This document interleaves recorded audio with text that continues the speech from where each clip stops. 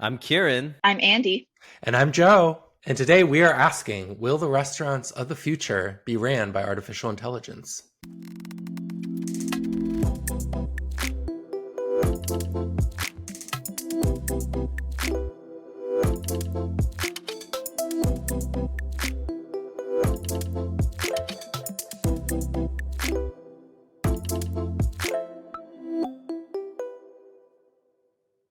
So, like many industries, AI is infiltrating. What is Infiltrated. that word? The industry is being infiltrated by AI. Things are happening, and we're going to talk about it today. This is probably relevant to a lot of our listeners, just because everyone loves to eat at restaurants, and from fast food to fine dining, AI is innovating the space. So let's get into it. Do Wait, it. when you say AI, are you talking about like robots that cook the food or like AI to make recipes or what? I'm talking about both, actually. Now, there's something Whoa. that I noticed in my research was that when it comes to fast food, and chains maybe like Chili's or TGI Fridays, a lot of the innovation with AI is happening on efficiency. So that's where we're getting into robots. We're going to talk about a few examples, but when we talk about fine dining, a lot of the innovation is actually happening on sort of the hospitality end, or giving the customers a unique or much more tailored experience. And that makes sense because that's kind of how those industries run to begin with. Okay, I have to share a story because I think it's gonna be really interesting. Uh, I'm from a small town in Bosnia and Herzegovina. There is a fancy new grocery store on the outskirts of that town that has an attached cafe. And that attached cafe, if you order drinks and food, will deliver it via one of those little robots you'll probably talk about. And my godmother's parents live even further out on like a 40-acre, all hand done artisanal farm, right? And they got to go see a robot deliver their coffees for the first time the other day, and they were so delighted. My mom sent me some texts about it, and yeah, they were really living in the future, and I thought they were so charmed. I thought it was so Oh, cute. wow. Yeah. Well, I gotta say, I think I might be the skeptic in this one because when I go right now already, right, and you go to McDonald's or wherever, and they have like the electronic ordering thing, and I hate those things. And I just want to like go to the counter, talk to someone, be like, this is what I want. I want a McChicken, I want some fries, and I want a drink, or I want this Taco Bell sauce, and that's it. That's all I want to do. Mm. So, Joe, I'm a little worried. Yeah, I like the automation. I don't know. I like experiences that maybe have a low human touch. Maybe I'm a bad person for that. But this idea of like quick automation, especially with fast food, is a good place to start. I'm just going to give you some examples here. Major fast food chains are playing around with like automated order taking. So this is like the console you're talking about, Kieran. McDonald's has experimented heavily with fully robot driven taking orders through drive-through. So they bought a like startup to begin to explore this in 2019. And then it didn't really work out. Their idea for McD Labs didn't work out, so they sold that to IBM. And now I believe IBM is helping with this like automated order takeout system. And when it comes to drive-through, they're tackling challenges like being orders being placed in different languages, handling ambient noise, different accents, that sort of thing. So is this So like an I AI that's talking to you and listening to your order and putting things on the screen? I believe so. Whoa, crazy. are they solving a problem that doesn't exist? Because like we talked about this in the Starbucks episode, you can already order via apps. And I mean, it feels like solving the robotics problem of sliding an iPad up to the car window for people to click is a lot Hmm. easier than trying to do the natural language processing and audio sensing of taking orders by voice. I'm sure they're Well, exploring it on both fronts. and I will say it'll be because considering the number of restaurants McDonald's probably has, which is like tens or hundreds of thousands, I'm sure, if not more. It would cost even to deploy that arm would probably cost them like $1 billion or more versus like deploying software is way cheaper. So I could see why they would want to But I would go that imagine route. like McDonald's business model is franchising, right? So what they're going to do is make the people who own the regional McDonald's buy the robot arm or buy an upgrade package to deploy AI. Interesting. We're going to take this even further. Last year, McDonald's opened its first automated restaurant in Texas, and it featured things like conveyor belts, kiosks, and different applications of AI. I would love to go to that. That just reminds me of the episode in SpongeBob when they show how the Krabby Patty gets like taken over by robots, and they basically have this machine that just like spits this goo onto a conveyor belt, and then it like slides, and then it like clamps, and it's like this mold that like shapes it like a burger, and then it keeps going, and they like spray paint it, and you get like the colors, and then it just like deposits it. Ooh, Yeah. scary. Not SpongeBob predicting the future. Uh-oh. So there are many AI applications. Probably this one with like automated order taking is like a speech recognition use case, or like taking in audio. But we have to look at robots too. Again, robots isn't always AI, but oftentimes robots have like AI software backing them. So, Andy, you mentioned like drink delivery robots. In fact, Andy and I ate at a sushi restaurant once and experienced that. It was adorable. And there's Zoom Pizza, AI driven robots assisting in pizza preparation, helping that restaurant improve efficiency and consistency. And then even, we've talked a lot on this podcast about chatbots. A lot of restaurants are using chatbots for ordering, including Domino's Pizza and the AI capabilities in their app. Yeah, expect to see a lot more robots and talking to robots in fast foods in the future. I want to talk a little bit about on the fine dining end of things. Again, I mentioned that like there are improvements to hospitality. And fine dining restaurants, a big idea is that the restaurant needs to run like clockwork, and the customers need to feel that nothing is amiss or out of place. So AI is being used to determine like when food will be ready, when to like go get your coat. There's a lot of exploration in like AI improving customer interactions. So, it's all about like personalizing. And there are some fine dining restaurants experimenting with getting to know your customers, like even as they're walking in the door, or maybe they're repeat customers. How can customize a menu, or maybe even like personalize a dish for them? There was one Oh, restaurant that actually like when the wait staff was talking to the table, the headset was recording their orders, which left the waiter room to actually converse and be like a human face, and not have to worry about jotting anything down themselves.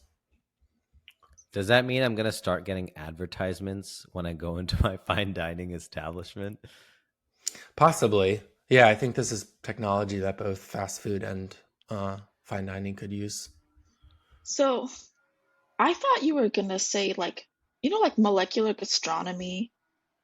In the past few decades, like in fine dining, people figured out like interesting chemistry stuff they could do with food, and they're like, these are boba bubbles, but inside is asparagus broth, or whatever, Mm-hmm. uh, and different ways of suspending foams. Like, did you come across any AI generated or AI assisted like molecular gastronomy stuff?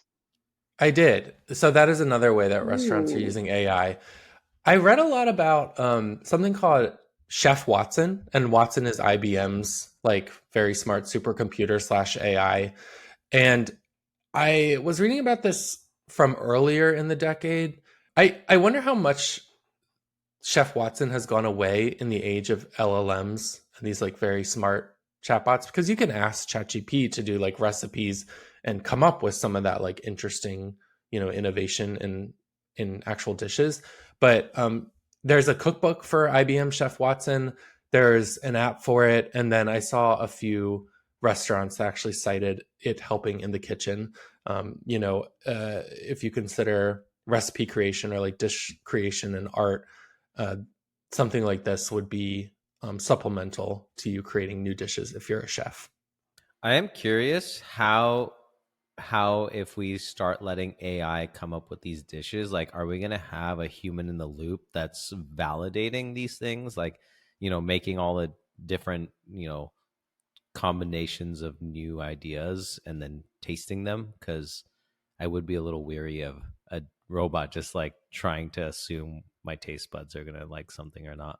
I sort of assume that the way this will get used, and I'm going to spitball here, sorry, Joe.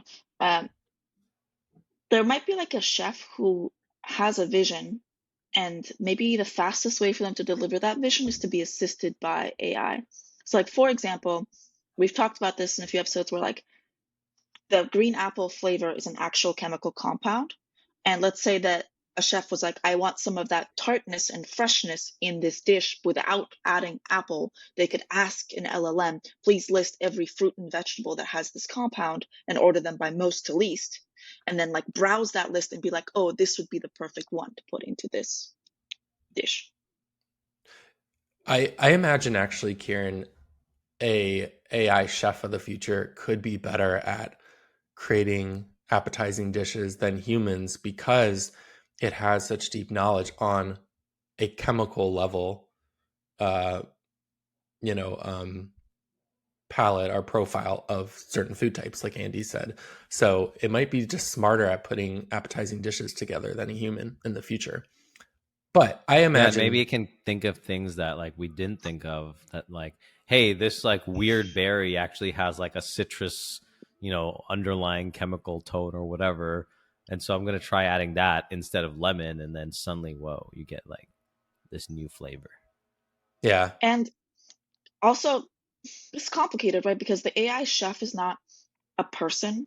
A person can know, okay, that berry actually is out of season or unavailable in this geography, or lots of people, like at least the way that these large language models and generative AI works right now, it's really good at doing like a single task at a time, but it's limited to all the context it already has, maybe even to some other knowledge base if you hook it up to a RAG system. But like, I don't know. I feel like ultimately the best fine dining experiences will still come from the human touch. Even now, like fine dining is labor, it's love, it's like the work and effort that people put into that experience. I don't think we're gonna value that any less in the future.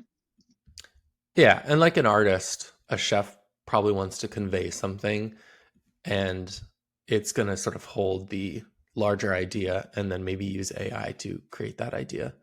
For now, it's hard to even think there's a restaurant right now that's entirely letting uh, AI generate its menu, unless it's like a gimmick. I didn't read about something like that.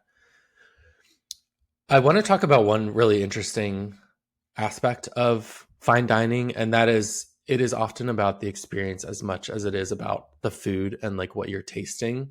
In fact, these restaurants know that the environment or experience they create around their dishes can really affect how you consume or take in or experience the dish itself. There's one experiment that found when a glass of wine is lit with red light, uh, diners think it's about 15% sweeter and fruitier than with like a green light. So you can really manipulate the setting with lights, audio, the experience with the wait staff, the show essentially. And there's one restaurant in Dubai that has taken that to an extreme level using AI. It's called Cresota. This is something I read about from this year, and they really have a wild immersive dining experience. It is from Chef Paul Bocuse, except Chef Paul Bocuse passed away 6 years ago. And so the menu and the experience is inspired by this person and the dishes that he created. So my understanding is sort of information about him and his dishes were fed into the AI, and then it produced the dishes themselves.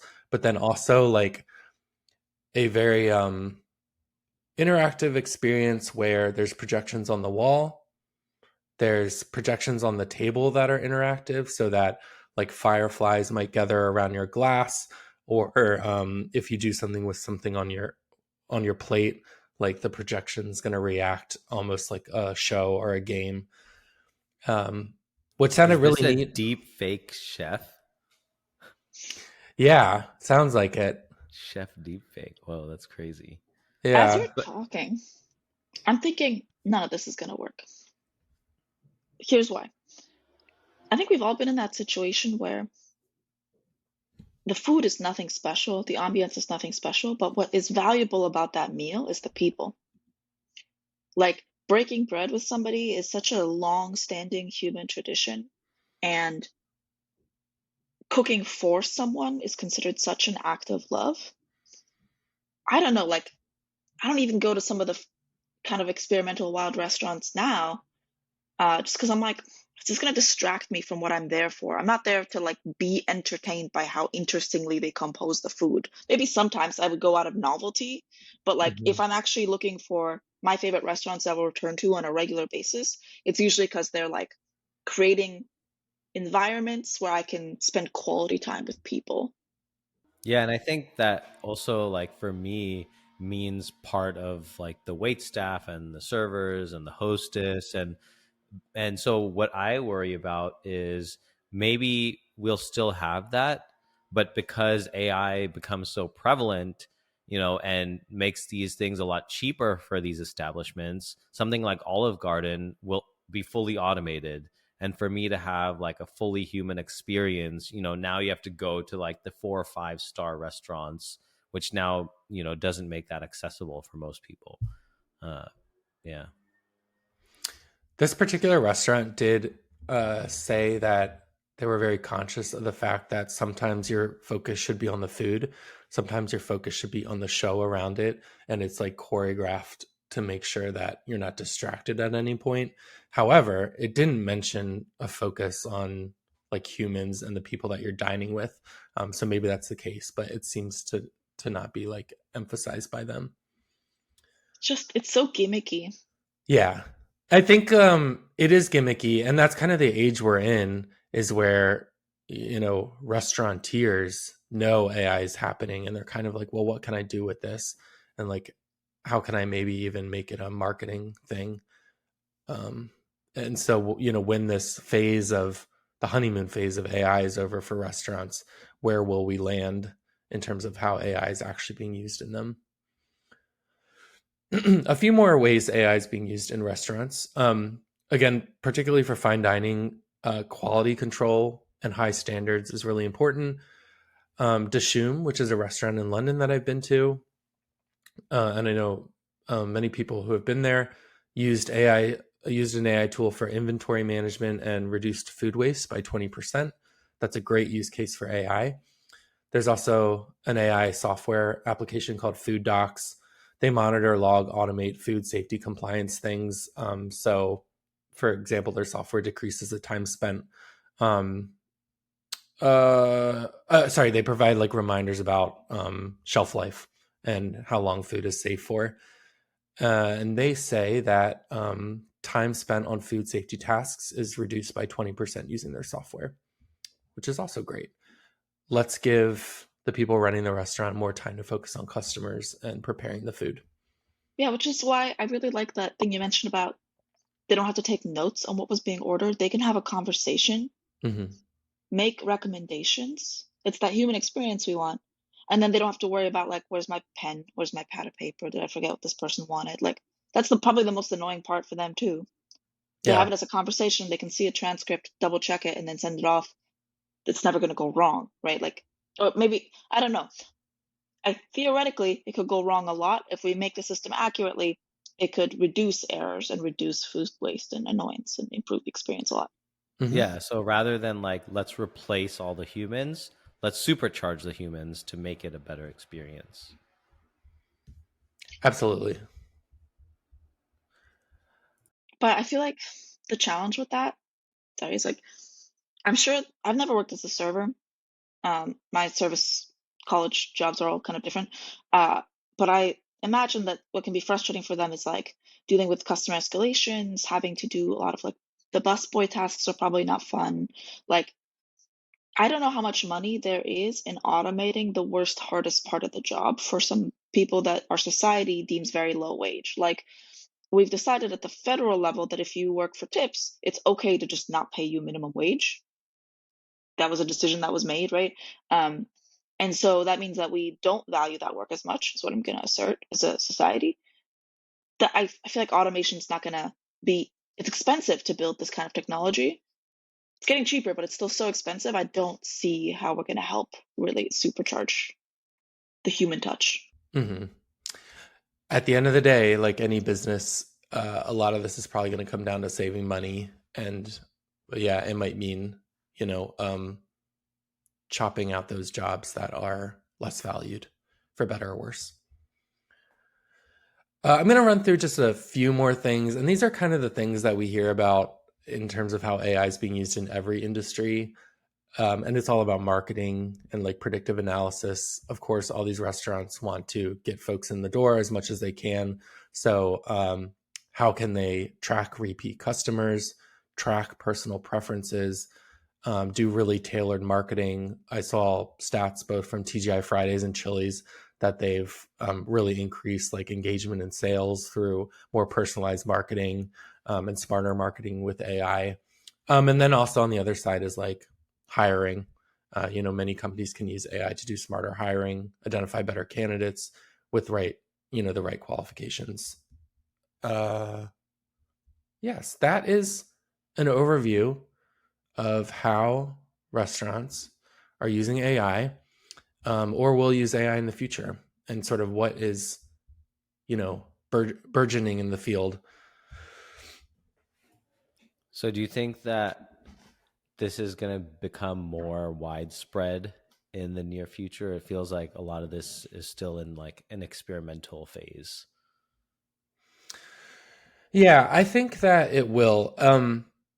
You know, having talked about this, I do think there is a division between like efficiency and like using robots and saving money, and like that stuff is going to take off. I think fast food is going to get much more automated. Um, they're going to save money where they can. This other idea of actually making like more creative dining experiences and better food, that I'm a little like TBD on, because when do we ever see like very successful AI applications that aren't just about making money? That first AI McDonald's, the first like completely human-free McDonald's, does it work? I'd like to dig into that a little bit more. Yeah, I'm not sure. I do have some. Maybe we could have a discussion on like the good, the bad, and the buggy. You know, let's round up kind of like what's good about this. Here's a few things: increased efficiency and consistency in food preparation. That's for safety and cost saving. Enhanced customer experience, through personalization. There is a benefit to customers with that. They get a little bit closer to the thing that they want. Improve marketing strategies, and reduction in food waste. Again, that's a great application. Can you all think I of do anything think else though good? the experience side for me, I'm still skeptical. I think like there's a way to do it right, and there's a way where it could be very like frustrating or not impactful for Mm-hmm. people. Yeah, for restaurants, chains that operate at a massive scale, like McDonald's of the world, when they reduce waste, it has huge ecological impact. So, like, if McDonald's could figure out a way to throw out less or repurpose or like I don't know, like they made milestones like whenever they switch their packaging to be something more compostable. That's a huge impact all around the world, right? Mm-hmm. So I'm hoping there's some good use cases at these large scale operations, whether you're local, small restaurants, or even smaller regional chains will ever benefit or have any good use cases. Maybe. I mean, if there's some cool, cheap assistant software for the cooks or the servers, maybe. Hmm. Yeah. I did like the idea you had, Andy, of like you have an AI, monitoring or with the server as they're taking your order so that they always make sure they get the order right. I feel like that would be great because I've definitely got the wrong order, on many occasions. Mm-hmm. Let's talk about the bad. So, like with any AI application, there's always a privacy concern. A good example I saw, this was a concern from like a chef. a drive-through, you could imagine like license plate tracking, like, oh, someone's pulling up and we're familiar with their license plate, so let's like get their menu ready. That's cool, but are you comfortable CCP, with, anyone? yeah, are you comfortable with your license plate being out there? And this is in a way, other industries have this level of, you know, violating privacy. Casinos famously use facial recognition to track people who come into the casino who are maybe like high rollers or will spend a lot of money. So why not, why wouldn't a restaurant maybe take advantage of this if they can? And it could get kind of cool and kind of creepy. Like if it learns patterns about you, like whatever, on Thursdays you have to drop off your kid at swim lessons and you stop at McDonald's to get a sandwich and a coffee. Mm-hmm. They could put a camera like 4 blocks away, see your license plate coming, and make your regular order and have it ready for you by the time you order it. Yeah. Which again could be really cool, but do we want private businesses setting up cameras on Mm, public streets and tracking everybody who comes by and trying to predict who's gonna turn it? I don't know about that. yeah, no, I don't know if I want that, Mm-hmm. but it would be cool. Or like you don't even have to go like into the complex. Like you just like drive by, someone like brings it out, and then it's like, or they have like a little drop box, or like the library books. It's like take a book and leave a book, but like your food Yeah. is just in there. That'd be cool. I mean, there's like Sweetgreen kind of does that. They don't anticipate you ordering, but don't they have it like sitting on a shelf for you to just grab and go? Mm-hmm. Mm-hmm. There's also privacy concerns on the other end. And this is, again, on the fine dining side. I read about one chef who was just worried about his, so to speak, intellectual property of his creations being taken away.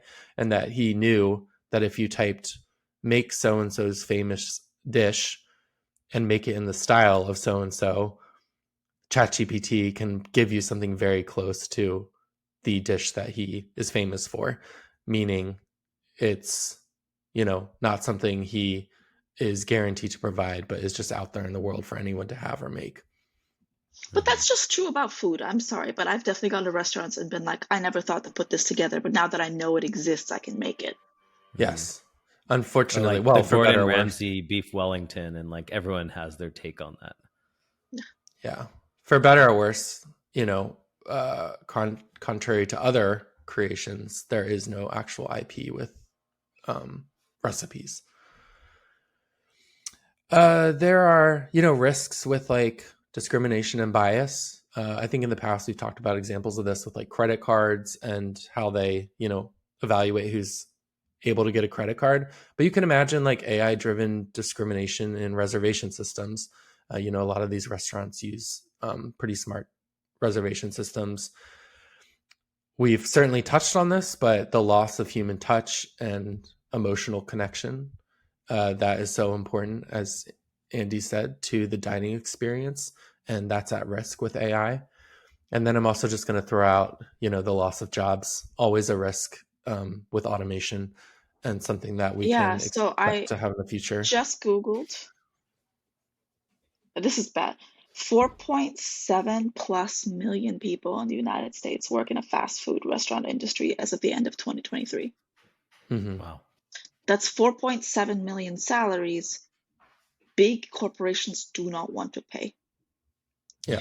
And we talk a lot about creative destruction and like, will those jobs get replaced by maybe like other jobs, like maintaining and checking in and restocking all AI McDonald's? Sure. That same person who lost their job is very unlikely to be able to get another job that's now in the AI same domain because there's skill transference. Like on aggregate, there might be no loss of jobs, but for those 4.7 million people, that sucks. Mm-hmm. Mm-hmm. Also, concurrently, like industries that you could move into, there's a lot of automation happening there. So, like, you leave McDonald's to maybe go become a truck driver, but autonomous vehicles are on the horizon. So, what's next? AI is at such capability right now that it's affecting so many industries. It's the name of the game for every industry. Wow. And The of course, the Jobageddon. jobs, I was going to say, like the jobs that would be open that have no automation happening as far as I'm aware of right now are childcare, elder care, education. Traditionally women's work, so we've decided it has no value. We don't pay people very much for those roles. Like we treat teachers very poorly in our society. Like, and those are not easy jobs anyway. So I don't know, some part of me is like, yeah, if like there was an extra 5 million people who could participate in child and elder care in our society, that would not be a bad thing. We need Hmm. that, but like how Yeah, that's people gonna willing work to out, I pay don't for know. that. Yeah. Yeah. That's very interesting. Yeah, that those roles may be more available to fill. Yeah. I don't have too much to say on the buggy. Like if we consider the good, the bad, and the buggy. Oh, I got a lot to say on the buggy. Well, this is all this is all using technologies like computer vision and speech recognition and robotics, and we're working out how to debug that stuff. Yeah, so all the problems in that I can think of that would probably being solved in these use cases we discussed would fall under most of them multimodal AI. Hmm. And what that means is you've got data coming in from cameras. You might have like microphones for the person ordering. You might have even sensor data, like where are people standing? Where are the cups on the table? And it's hard enough to figure out a single stream of data and how it's going to work. If somebody orders at the takeout, at the drive through, can we hear them, figure out what language they're speaking, figure out what they're ordering, and accurately order it? That's simple enough. If you add into that any sort of like extra layer of like, now we want a robot arm to accurately hand them their bag of food, that adds in computer vision and robotics and grips problems. Like these are not cheap problems to solve.